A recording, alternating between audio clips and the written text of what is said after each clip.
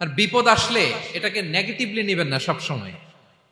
বিপদ আপদ এটা অনেক পজিটিভ ভালো জিনিস আমাদের জীবনে বয়ে নিয়ে আসে।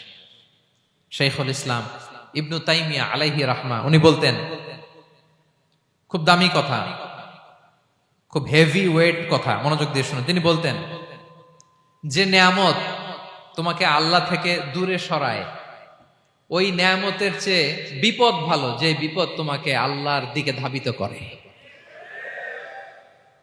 আই রিপিট, আমি আবারও বলি, যে নাজ নেয়ামত তোমাকে আল্লাহ থেকে দূরে সরিয়ে দেয়, সে নাজ নেয়ামতের চেয়ে ওই বিপদ আপদ ভালো, যে বিপদ আপদ তোমাকে আল্লাহর কাছে টেনে নেয়।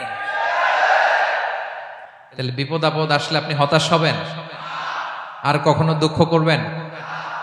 মোয়ারের ভাইয়েরা, আর মন খারাপ করবেন? আপনি খেয়াল করে দেখেন, বিপদ আসলে আমরা আল্লাহরে ডাকি বেশি। যখন অসুস্থ আপনি খেয়াল করেন তো,